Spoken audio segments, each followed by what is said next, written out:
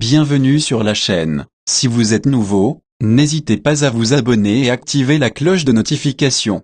Danila accepte le cadeau de Chalo. Quand Jessica lui demande ce qu'il veut en échange, il répond qu'il ne veut rien. Jessica lui redemande alors si Danila lui plaît. Chalo rétorque qu'elle voit le mal partout. Jessica menace de partir. Chalo finit par admettre qu'il adore Danila, mais il ajoute qu'il ne touche jamais aux filles de ses maîtresses ni de ses associés.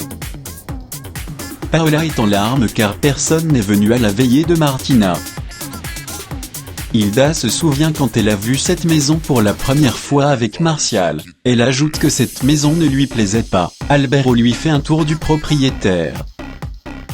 Paola pense que sa fille n'était pas une bonne personne car personne n'est venu lui dire au revoir. Elle demande à ses amis de l'accompagner à l'enterrement demain. Ximena et Vanessa lui apportent leur soutien. Paola ajoute qu'avec ce qui lui arrive, elle commence à penser que cette histoire de malédiction est sûrement vraie. Alors qu'ils se trouvent dans leur chambre, Alberto ressent une vive douleur à la poitrine. Miguel annonce à Catalina qu'ils ont exhumé le cadavre d'El Chalo et l'ADN ne correspond pas. Catalina pense que s'il est revenu, il va essayer de contacter Jessica. Elle ajoute que s'ils ont les mêmes rapports que par le passé, ils vont certainement essayer de la tuer. Hilda a enfin changé de robe. Alberto lui remet de l'argent pour payer la note d'hôpital du chauve.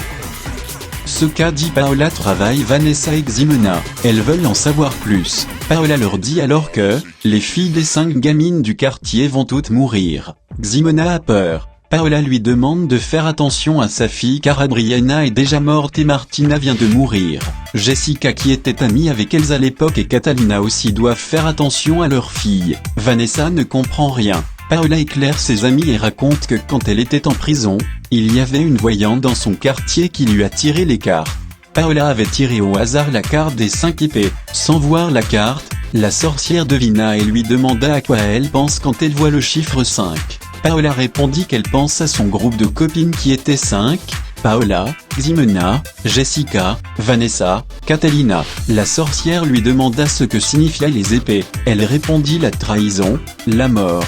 La sorcière lui demanda de tendre sa main et a vu 5 fleurs fanées, 5 rejetons morts, 5 fosses, 5 océans de larmes salées. Paola demanda à cette sorcière comment elle s'appelle. Elle répondit Abigail. Suite au récit de Paola, Vanessa a la chair de poule. Paola ajoute que toutes ces années, elle a essayé de comprendre mais elle n'a jamais réussi jusqu'à ce qu'elle se retrouve devant sa fille morte. Elle pleure que ce n'est pas une coïncidence mais la vérité. Vanessa réalise alors quelles sont les 2 fleurs fanées. Paola ajoute que les 2 rejetons morts ce sont leurs petites filles et qu'il en reste 3, Valentina, Mariana et Danila. Inquiète, Ximena appelle sa fille Valentina et lui demande de rentrer immédiatement.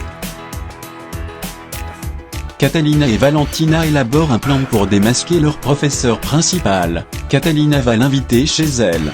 Valentina va l'attendre là avec son téléphone portable prête à filmer. Alberto veut accompagner Hilda à l'hôpital mais elle refuse. Hilda lui répond que cette nuit-là, nuit où il a couché avec Jessica, elle est sortie de sa vie pour toujours. Alberto la supplie et crie qu'il n'a rien fait du tout. Hilda hurle qu'il a couché avec la diablesse. Alberto insiste que c'était une vengeance de la diablesse car elle menaçait de la tuer elle et de tuer Yota. Il la supplie de ne pas le laisser car sans elle, il va mourir. Hilda lui demande d'avoir de la dignité et de la conduire à l'hôpital. Alberto dit que la seule personne qui compte dans sa vie, c'est elle et qu'il est innocent. Hilda dit que sa décision est déjà prise. Vanessa se demande s'il y a une possibilité de retrouver la sorcière. Ximena aussi veut la retrouver car elle ne veut pas passer par ce par quoi sont passés ses amis.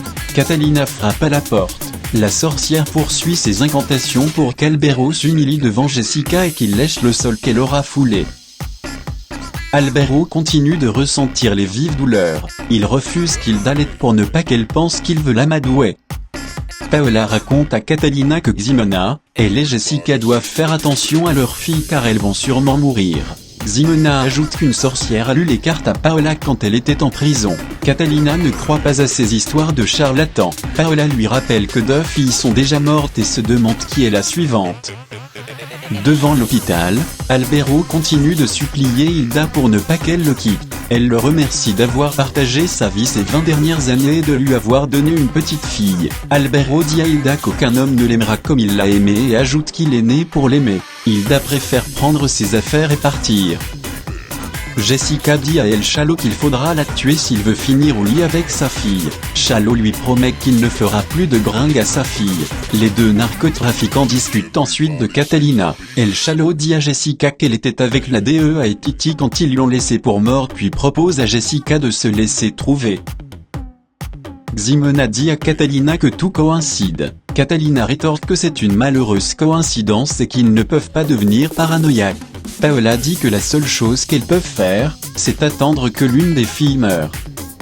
Hilda visite le chauve et lui dit qu'il doit retrouver le bon chemin. Elle lui propose de devenir taxi car c'est un travail convenable et lui demande de ne plus jamais attenter à la vie de personne. Le chauve jure qu'il va changer pour elle. Hilda lui annonce alors qu'elle vient vivre avec lui.